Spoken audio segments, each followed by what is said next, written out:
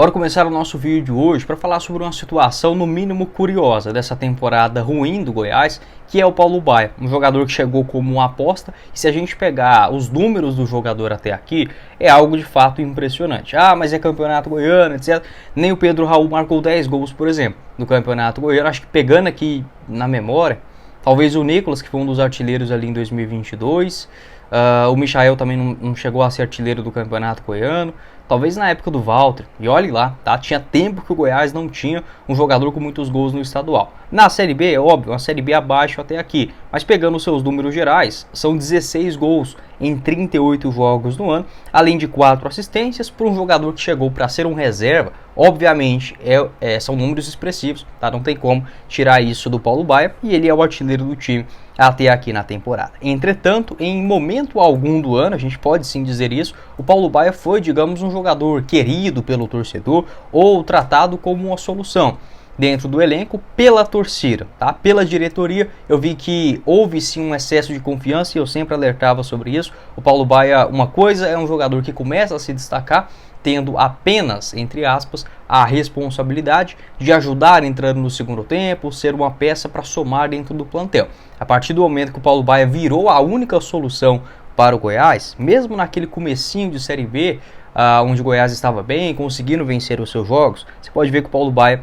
caiu de rendimento. E eu sempre alertava sobre isso. Não é culpa do jogador, tá? E sim sobre um jogador que com 25 anos ainda não foi esse craque, né, digamos, na Série B, onde jogou no Avaí, na própria Ponte Preta no ano passado, porque agora no Goiás daria toda essa responsabilidade para um garoto de 25 anos e que também o Goiás tinha a condição financeira de contratar jogadores mais experientes para essa posição. Passou aquela janela, passou essa outra e adivinha, Paulo Baia hoje ainda é um jogador titular pelo Goiás e tendo que ser a salvação, né, dentro da equipe. Eu gosto do Paulo Baia, tá? Acho que é um jogador que tem sim qualidade, só que existe um atrito, uma coisa assim muito diferente entre o Paulo Baia e a torcida do Goiás, né? Ele que já saiu vaiado em alguns jogos nessa temporada.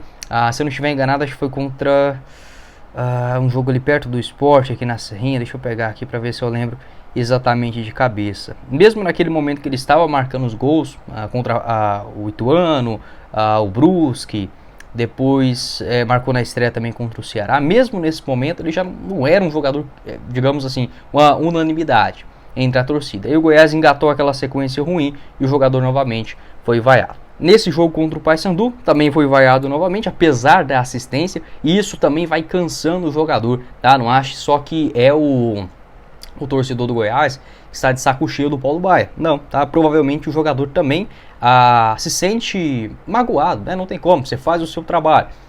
É o artilheiro do time, o cara não ganha 150 mil por mês, não ganha 300 mil, igual por exemplo o Thiago Galhardo, um cara que chegou só para a composição do elenco, o cara tem 16 gols, tá? E ainda assim é vaiado.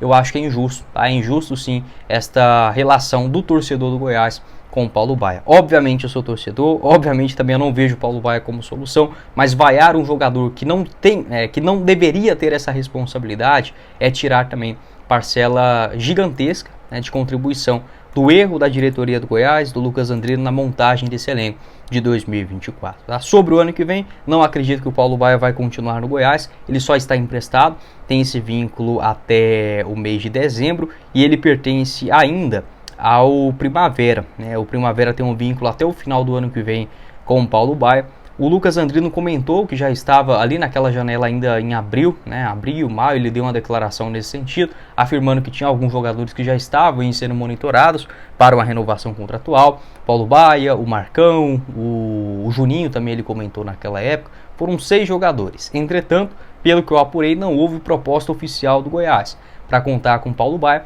que tem uma opção de compra. Já existe essa opção de compra com um valor pré-estabelecido, um valor pré-fixado desta quantia de quanto o Goiás teria que pagar ao Primavera para contar com o Paulo Baia em definitivo para o ano que vem. Mas eu penso que o jogador não vai continuar, principalmente por conta deste atrito, dessa relação até, digamos, esquisita, né, entre o jogador, a torcida do Goiás, no lance do gol. Alguns torcedores relataram, aliás, no lance da assistência, né, contra o Paysandu, Paulo Baia apontou o dedo, né, para a torcida calar a boca.